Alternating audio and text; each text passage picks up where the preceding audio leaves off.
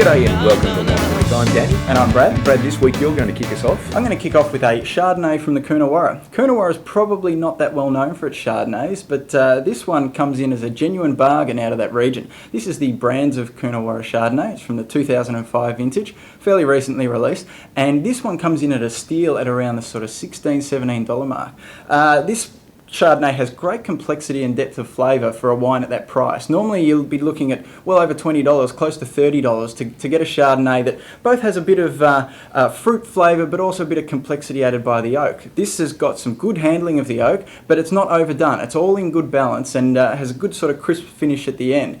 So it's around $16, $17 for a good Chardonnay like that. It's really worth a look. So it's the Brands of Coonawarra Chardonnay 2005, well worth a look. Yeah, it shouldn't be too hard to remember the brand name of that one. So look, the next one we're going to have a look at is a Coonawarra. Now the Coonawarra name specifically means fertile land. It's evidently an Aboriginal word. These guys, they're up around about the Griffith region in New South Wales, and this one specifically is a Cab Merlot 2005. Now we opened up this recently, had a bit of a taste of it, and both very impressed with it. Now at around about $16 and under for this bottle, unbelievably good value. It's a lovely warm sort of red, and look, as in the southern hemisphere we're all heading towards winter, a nice warming red really will sort you right out. So look, something like maybe a little lamb curry, not too hot.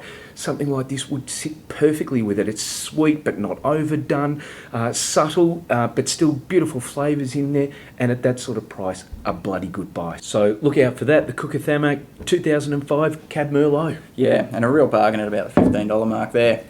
I'm going to have a look now at a wine that's probably built a little bit more for the long haul. This is the Balgownie Estate Shiraz. This is another one from the great 2004 vintage. This one's from the Bendigo region. We've had a look at a couple of Bendigo Shiraz. They're all really good value out of there, and this one's no exception. You can pick this one up at around the sort of $29, $30 mark, so it's probably a little more than some of the other Bendigo Shiraz we've looked at, but these guys have got an amazing track record of just turning out terrific wines that actually really do look better in, say, 10 years or so if you can afford to put them away for that long.